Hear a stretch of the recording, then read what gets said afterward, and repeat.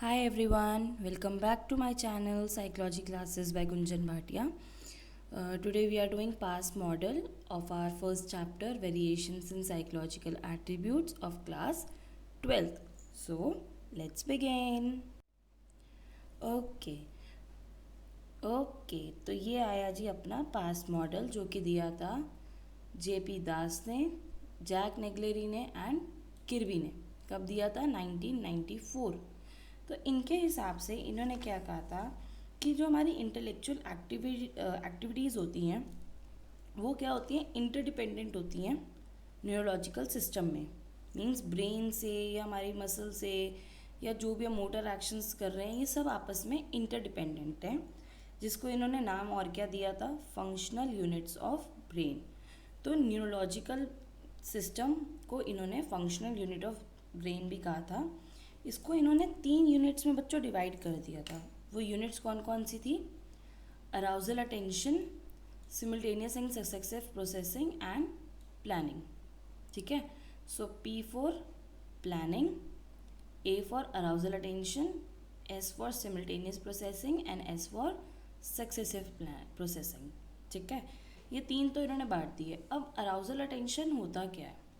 Arousal और attention बच्चों छोटा वर्ड अगर हमें लर्न करना है तो हम ऐसा हिंट लर्न कर सकते हैं जो हमें हमारी बॉडी या एनवायरनमेंट की स्टिमुलाई देते हैं।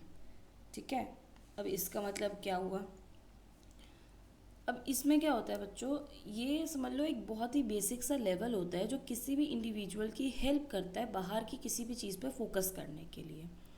फॉर एग्ज़ाम्पल, आपने बाहर से कोई आवाज़ सुन रहे हो, ठीक है, 1 सेकेंड के लिए क्या होगा, आप जो भी काम कर रहे होगे उसको पॉज करोगे और थोड़ा सा बाहर हिंट आपको मिलेगा कि आवाज़ आ रही है, तो आपका सीधा ध्यान पहले उस आवाज़ पे जाएगा कि बाहर से आवाज़ क्या आ रही है और किस चीज़ की है। ठीक है, तो ये जो सीधी अपनी आवाज़ गई या जो बाहर से हिंट मिला, ये किस वजह से हुआ? अराउजल की वजह से। अंदर से या बाहर से जो आपको स्टिमुलस मिला वो अराउज हुई कि बेटा बाहर से कुछ आवाज़ आ रही है, जिस वजह से हमने उस पर अटेंशन दी, उसे देखने की कोशिश की वो क्या है।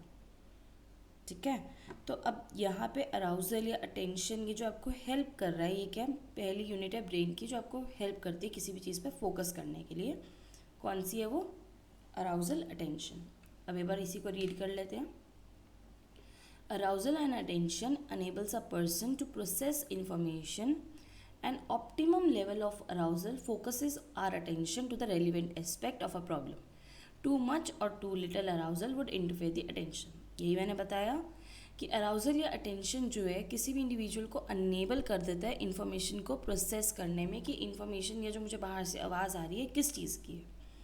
अब वो कब हमारी अटेंशन को इंटरफेयर करेगी? या तो वो अराउजल जब बहुत ज़्यादा बाहर से शोर हो रहा होगा, ये अचानक से समझ लो, जैसे हम बोलते हैं ना बहुत देर से कुछ बज रहा है, वो अचानक से चीज़ बंद हो गई, तब भी हमारा ध्यान जाता है कि यार अभी तक तो इतना शोर आ रहा था, अब एकदम से इतनी शांति कैसे हो गई। तो ये सब चीज़ें जो है हमारी अटेंशन पे अगर इंटरफेयर करते हैं तभी हम उस चीज़ को देख के अराउज होते हैं और देखते हैं कि भैया हुआ क्या है बाहर। ठीक है, ये तो हो गया अपना अराउजल अटेंशन। नेक्स्ट आता है जी अपना सक्सेसिव एंड सिमिल्टेनियस प्रोसेसिंग। अब इसमें क्या होता है बच्चों, पहले सुन लो फिर हम रीड करेंगे।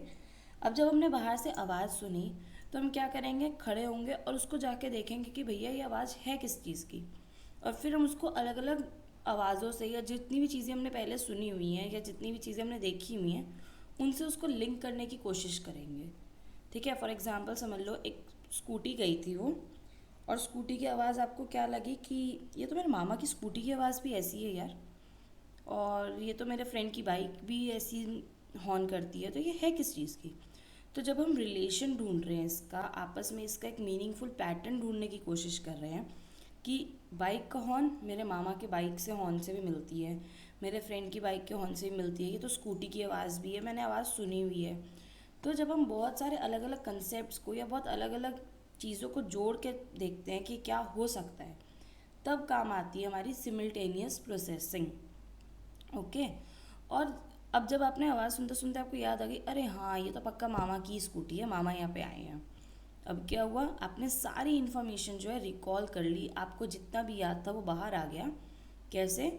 आवाज़ सुनी, अच्छा स्कूटी की आवाज़ लग रही है, ऐसी स्कूटी की आवाज़ मामा की है, पक्का वही है, यहाँ पे क्या हुआ, सक्सेसिव प्लानिंग प्रोसेसिंग ने आपकी हेल्प करी आपकी सारी इन्फॉर्मेशन रिकॉल करने में। एक बार रीड कर लेते हैं, ठीक है।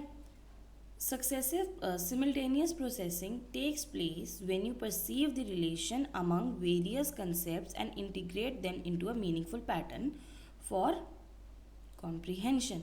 यही हमने पढ़ा, जब हम अलग अलग concepts को इंटीग्रेट करते हैं एक मीनिंगफुल पैटर्न बनाने के लिए, तब क्या काम आता है हमारा, सिमिल्टेनियस प्रोसेसिंग।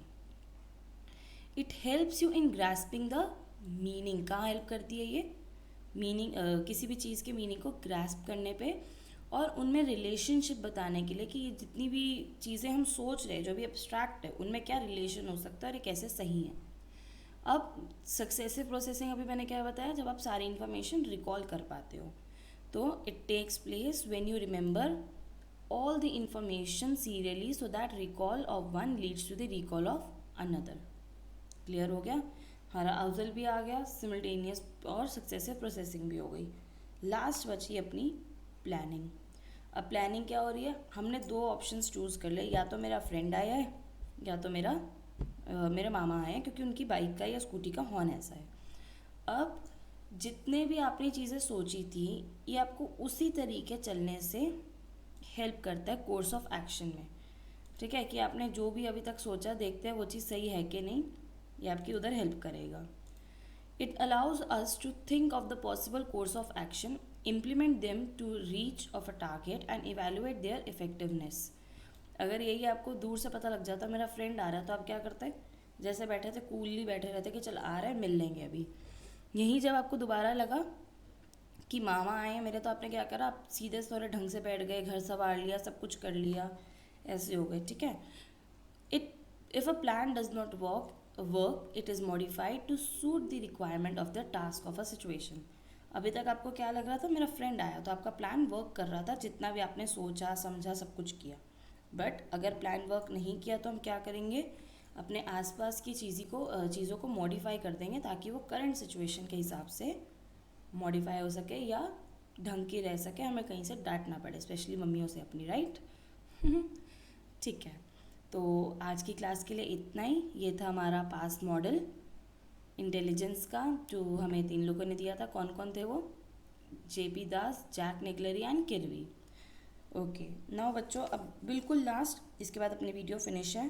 पेज नंबर 9 पे एक लास्ट पैरा दिया हुआ है कॉग्निटिव असेसमेंट सिस्टम का। ये क्या था बच्चों, एक बैटरी ऑफ टेस्ट था जो दास और निगलरी ने ही दिया था। ये एक्चुअली किस चीज़ का टेस्ट था, वर्बल और नॉन वर्बल टास्क का, जो बेसिक कॉग्निटिव फंक्शंस को मेजर कर सकता था, ठीक है। और जिनके ऊपर ये हम टेस्ट कर सकते थे वो एज ग्रुप क्या थे, 5 to 18 years old. In 5 years से लेके 18 ईयर्स तक के बच्चों पे ये टेस्ट हम कर सकते थे। ओके, आज की क्लास यहीं तक है। अगर आप लोग को मेरी वीडियो पसंद आती है, मेरा पढ़ाना अच्छा लगता है, so please like it, subscribe it and share it for more videos. Thank you, bye bye.